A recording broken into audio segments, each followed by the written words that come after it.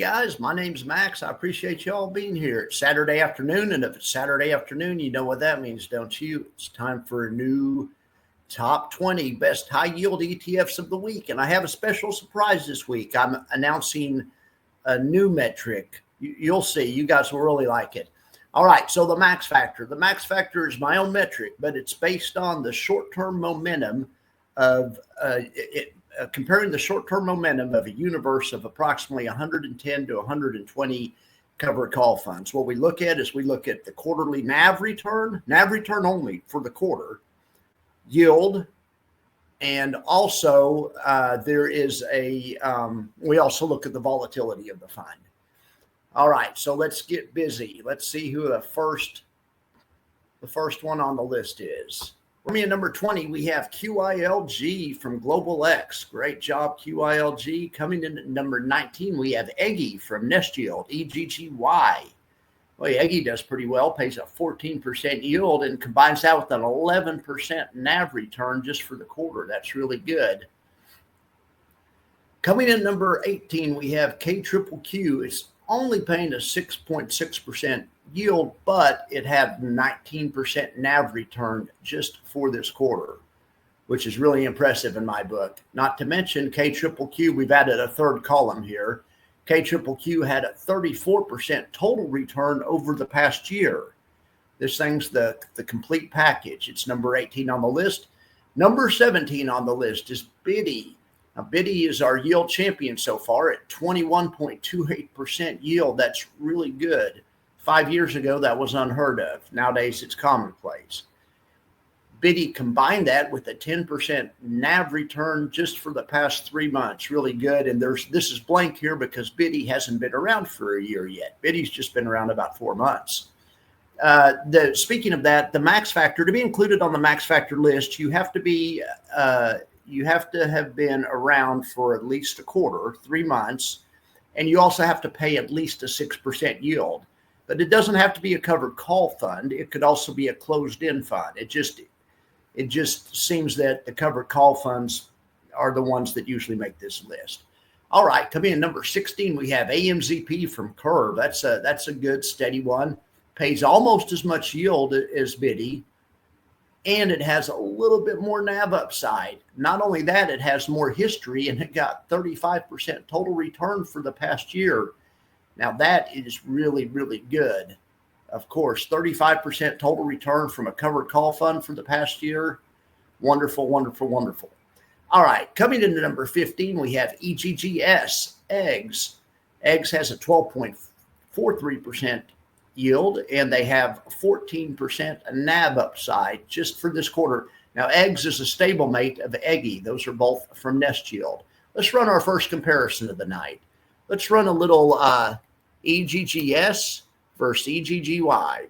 Option-based income funds, they just do it a little bit different. Let's look, and we're going to look. That's a since inception look. These things have been around since about New Year's of 2024, 12/27 actually, just after Christmas. These were announced. I did a video on these the first day they came out or something. I need to refresh it and do an update. I mean, these things are doing really well. Now let's just look at the quarterly results, since that's really what the max factor. The max factor is a trading index at its core. It's for people that are trying to get in and out of the hottest ones at any given time. And so to do that, we just look back at a quarter. The new metric, I think you guys are really going to like, because you'll see it's a special surprise. I'm trying to get you guys to stick around. I need to get better at this presenting business. All right. So here we have for the quarterly results, we have Eggs and Eggy are just almost identical. Anyway, they're both doing very well. All right, let's go back to the max factor. Coming into number 14, we have SOXY. SOXY is from YieldMax. It's a semiconductor-based index, almost an 11% yield and about 18, almost 19% NAV return for the past 3 months. Now, tell me that hasn't been on fire. Good job, Soxy. Coming in at number 13, we have Biggie. Great job, Biggie. Biggie's also from YieldMax. Biggie has a yield of almost 11% and a NAV return of 10%. I always talk about balanced funds. Well, Biggie is pretty balanced. Coming in at number 12, we have Cornerstone CLM from our friends over at Cornerstone. They aren't really our friends. We hardly ever talk about them, but maybe we need to start talking about them more often. My goodness, 15% yield and a 15% NAV return. This is our new balance champion. Coming in at number 11, we have, I do want to point out on number 12, CLM has been around for more than a year. I don't know why that's not showing that, but they do have good yearly results also. The column E is total return for the past year. I'm sorry that's not working, but on the max factor, it doesn't factor that in anyway. So I just want to display that so we can see. All right. Coming into number 11, we have Fibby, Facebook-based synthetic covered call fund from YieldMax. Now, this thing is a beast, and we have a new yield champion. This thing has a 45% yield, nearly twice the yield of anything else that's been on the list so far. And that would be impressive enough, but it has the same NAV return as some of these things with half the yield. I mean, and not to mention it has a great history. Over the past 12 months, it showed a total return of nearly 37%. Great job, Fibby. Fibby is a really nice fund. Who do you think's number 10? Well, let's just take a look together. OARC. This is from YieldMax, and it is based on the Cathie Wood ETF ARC. This thing has a 48% yield, so it is our new yield champion. Not only that, it has an 11.69% total return. So comparing it with Fibby, OARC has more yield and more NAV. So let's just line this up. Let's compare the two of them, OARC versus Fibby for the quarter. All right. OARC is doing a very good job. Fibby's no slouch either. Fibby's on pace right now to make an 82% total return for the year. I mean, if this market continues, and it probably won't, but I mean, it could. Look at OARC down here is on pace to double your money in a year. 119% total return. Good job, OARC. Good job, both of them, really. All right. Coming in at number 9, we have COIW. Now, this thing used to be ranked, I think, 3rd was the highest it got. If you look over here at the NAV return, it's 32%. But a week ago, that number was like 78%. And then a week and a half ago, that number was triple digits. This thing is incredible. Coinbase missed earnings, which is the parent company of COIW.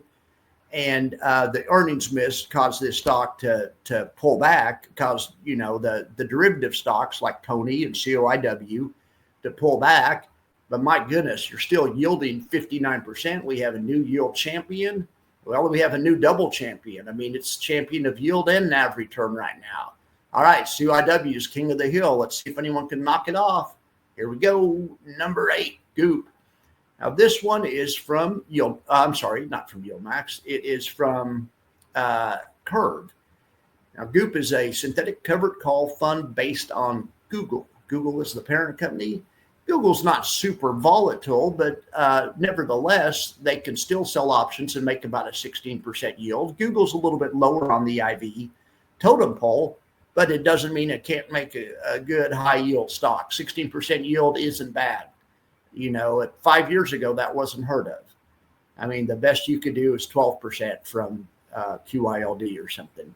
All right. Well, this is really impressive because not only because they have good yield and good total return, this is a very balanced fund where the numbers are close to the same. They return a lot of your money in the form of yield, but they also return about half of it in the form of NAV return. At least they have this quarter. Now, if we look back over the past year, they've also been steady over the past year, 22% total return for the past year. Great job, Goop. Coming in at number 7 is QDTY. Okay, now I like this one. So I love index-based funds. This one is from YieldMax. They They sell ODTE covered calls, true ODTE covered calls. They sell these suckers in the morning, which means they're uncovered at nighttime, which means they benefit from the night effect, and that especially helps them in bull markets. All right, well, we will definitely take this 27% yield, 11.39% NAV return. And this one is relatively less volatile. And that's why it's maybe ranked ahead of some of these ones that may have better numbers like COIW. I also make an adjustment for volatility. Remember, this is called the max factor, and I don't like to take any more risk than I have to, but anything here in the top 10 is doing really well. All right, coming into number 6, GPTY. Okay, now this one right here is 31% yield and 15, nearly 16% NAV return. Let's compare GPTY. It's an index of blue chip funds of their choosing, 15 to 20 of them. And QDTY, of course, is 100, is based on the NASDAQ, and that's 100 stocks. They have similar yield, similar NAV return. Let's just line these two up. They're both from YieldMax, and see what we get for the quarter.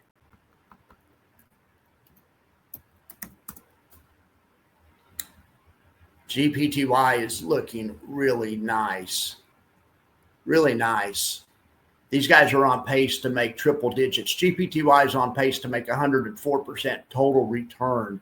Just the NAV of GPTY has gone from 40 to 46 this quarter. And they say these things don't get any upside. While it is true they don't get a lot of upside, is my caveat, but they can get upside. Look at QDTY, moved from 40 to 44, not even including the dividends. That's just the NAV. These are compounding machines. All right. We're getting into some rarefied air here in the top 5. Number 5, PLTY, Palty, Platy, whatever you want to call it. That we have a new yielding champion. This thing's yielding 62%, which is the highest yield of anything that's been on the list so far. And it has a very, very respectable and competitive NAV return at 16%. Good job, Palty, Platy, whatever your name is. Coming into number 4, the air is really getting thin up here now. Well, we have another Palantir-based high yield fund. This one's PLTW from Round Hill, paying a 43% yield, but making a 40% NAV return. This is the highest NAV return on the list so far. This is even beating COIW's NAV return at 32%. My gosh, this thing is a monster. Let's just compare PLTW to COIW. They have similar yields, let's just compare them and let's just line them up and see how they do. Boy, look at that. COIW was really pointed on a few weeks ago or a week and a half ago or something, but has pulled back a little bit. At the same time, Palantir's been just rocketing ahead and they're just darn near even. But look at these. They're on pace. Dividends not reinvested. Dividends not reinvested, just taken in cash. They're on pace to make a 237% and 226% respectively total return for the year if they keep going at this pace. I mean, these things are absolutely on fire. Coming into number 3 is AMDY. Great job, AMDY. 73% yield, 24% NAV return, not to mention 17% total return for the past year. AMDY is the new yielding champion. That is really incredible to get a 73% yield without it killing your NAV. Like I've made many videos on the subject. A high yield, a high distribution is great, but it's a tax on NAV on the upside. It's a tax on NAV's upside. But the tax didn't hurt too bad on this thing because it still had 24% NAV return for the quarter. All right, very good. That one's based on AMD from YieldMax. Coming in at number 2, we have NVDY based on NVIDIA, also from YieldMax. This one pays about the same yield as AMDY, 72% yield. Doesn't have quite as good of NAV return though. But for the last year, it had a really good total return at 40%. There's no slouches on this list. There's no losers in the top 5. Number 1 is NVDW also based on NVIDIA from our friends over at Roundhill. These guys do a great job. It yields about half as much as NVDY, but it gets more than twice as much NAV return. So on the same underlying, this is a really fair apples to apples comparison. And let's go take a look at it. We'll see how the Roundhill fund does in BDW against the YieldMax fund. And this is for the past quarter. Would you take a look at that? Boy, they're both doing well. YieldMax NVDY is on pace to have 151% total return for the year. That's incredible. NVDW's on pace to make 246% yield. That is really good. All right, guys. Well, the next list comes from it's inspired by a comment from a friend of the channel, and I'm going to let him remain anonymous. He doesn't want the publicity or the credit, but I spoke with him, and he inspired me to design a new metric. So this is the MaxFactor. The MaxFactor is a trading index. You guys are familiar with this. These are the hottest ETFs right now. You'd be doing really good to have any of these in the top 10 in your portfolio the last quarter. What I also want to be able to show is a long-term MaxFactor. So we're going to look at the MaxFactor over the past year. And it's basically the same metric, but it's adjusted for a yearly time frame. The only problem with this is a lot of these high yield funds haven't been around for a year.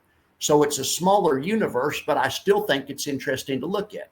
The MaxFactor is like I say, a trading index. There's a lot of people that actively trade these that get new ones every month or two and are basically trading these. There's other people that have the philosophy, I'm just going to buy and hold these things forever. And there's nothing wrong with that either, or buy and hold them over a longer time frame, over a 2 or 3 year time frame, something like that.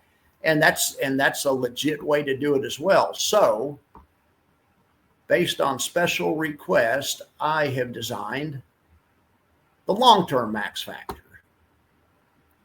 Let's just take a real quick look at this. Now, like I say, it still factors in the MaxFactor, and the MaxFactor is quarterly momentum and a high yield. Still factors that in, but then it also looks at one other element, and also looks at volatility. But the MaxFactor stays the same.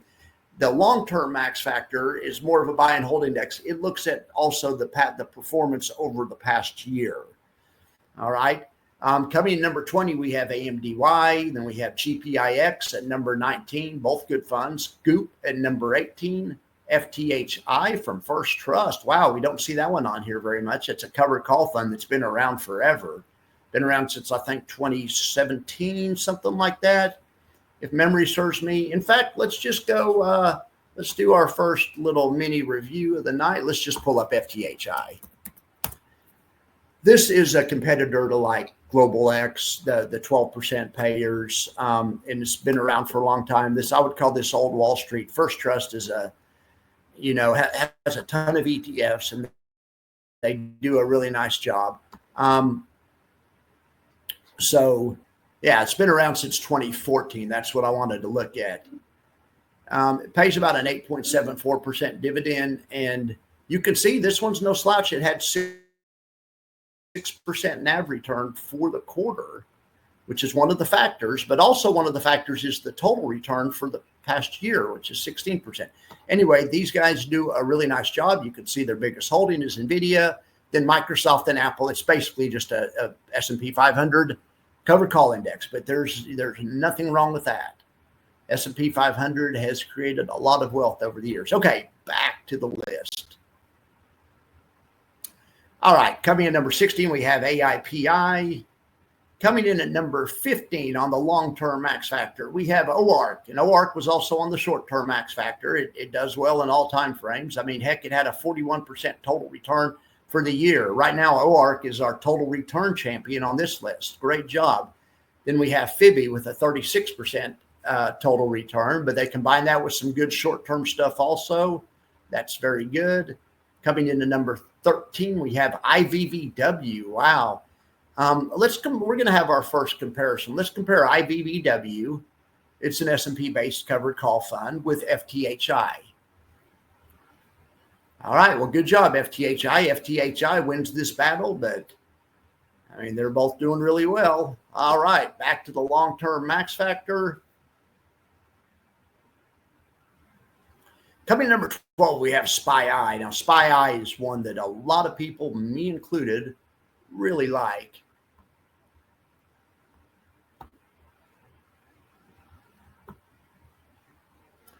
Coming in at number 11, we have JetQ. And boy, that's a natural comparison. Let's run a SPY to JetQ comparison. These guys both do a really good job. And let's just look over the past year here. Well, that's over the past 1 day or 0 days. Let's go back. We need a further look back period than that. Here's the past year. Both really good funds. You can see JetQ led on the way up. And it is based on the NASDAQ, so this wasn't the most fair comparison. It also pulled back a little faster, it would appear, but then it's going up a little faster. Both good stocks. Depends on what you need. Talk to your planner. Talk to your significant other. Don't listen to people on YouTube. And these are just metrics. Remember, really cool metrics, and they really help me out. But a metric can only tell you what's happened in the past. This can't predict the future. But I think it's important to understand how different funds have been doing for their investors in the past. There's so many of them, I just physically can't keep up with all of them. But I think between these two lists, we will have a good picture. All right, number 10 on long-term max factor, triple QI, and that's the one I should have compared with JetQ. It's you guys can do that yourself. This video is going too long. Number 9 is InFly. Great job. Holy cow. Look at this thing, 50% yield. It's our current, well, it's not the yield champion because of AMD, but anyway, it has a great yield. Now it hasn't done great this quarter, and it's not going to be on the short term, the trading max factor, but it has, it's been a beast long term, and it's our current total return champion. That's why it's ranked number 9, and we like to see that. Nothing wrong with that. Number 8, KQQQ. This one would have also been a good comparison for triple QI. These guys aren't paying the highest yield, but they're giving you back your money more in terms of NAV, and they have a really good 1-year total return. We'll take it. Number 7, QYLG, another kind of low-paying fund that does a great job returning. It does a great job being balanced. You get 10% of your money back in the form of NAV return just this quarter. It doesn't sound like a bunch, but at this rate, that's a 40% increase in NAV before you even factor in the dividends. Not to mention, this is one of the less volatile ones. So this one doesn't move up and down as fast as Coney. Now, that can be either good or bad. It depends on your perspective. But if you want one that doesn't move as fast, QYLG may be a good one for you. All right, number 6 is NFLP. All right, these guys have had a little problem this quarter. I mean, they're pretty much flat. NAV's flat on the quarter. I mean, worse things could happen. But they're paying a 20% yield. I mean, and they have a 62% NAV return total return for the past year. Great job. Then we have XYLD. These guys are doing a good job, 13.3% yield, and they've eked out a positive total return for the quarter, and they have good total return for the year. Great job. And now we have number 4 is iGold. Number 3 is SVLO, and this would be a perfect comparison. Their yields are similar, 17 to 20. SVLO has had better NAV return, and SVO has better total return. So I think we know what will happen if we line them up like this, but let's do it anyway. SVLO is one that's never been on the max factor, but it may be soon if it keeps working like this. Look at this thing. I mean, dividends not reinvested. SVLO is on pace to make 35% total return this next year. iGold's on pace to make a 27% total return. They have both been doing well. SVLO has pulled away a little bit recently. All right. Long-term max factor. Do you guys like it? Coming in at number 2 is YBTC. Now, this thing I know a lot of you guys like. Pays all kinds of yield, pays double the yield of SLVO. All right. And it doesn't have half the NAV return like it otherwise ought to. These things work against each other. You can have one or the other or a balance of them, but they're at odds with each other. which I think is what makes investing in these funds interesting and fun. And I hope this this metric helps you guys as much as it helps me to keep track of these things. Well, now YBTC, 77% total return for the past year. I mean, that's incredible. Yeah, their NAV return for the quarter, hasn't been as good as some of the other ones, but they have a good yield, and they definitely deserve to be where they are on the long-term max factor. All right, who do you guys think is number one? I say it's ULTY.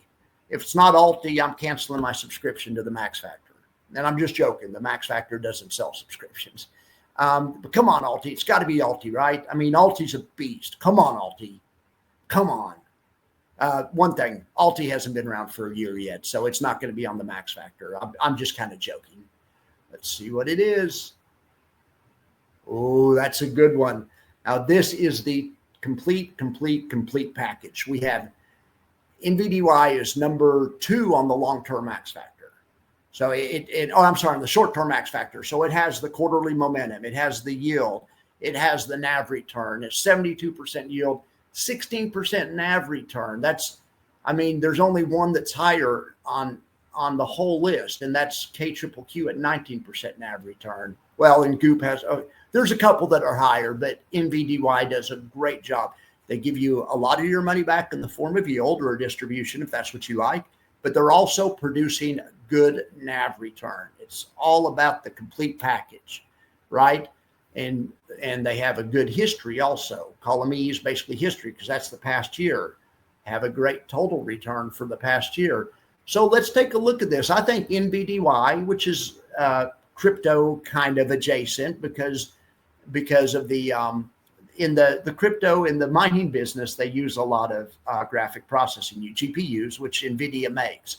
So I would call NVIDIA definitely crypto and AI adjacent. Well, YBTC is just crypto. It's Bitcoin, synthetic covered calls on Bitcoin.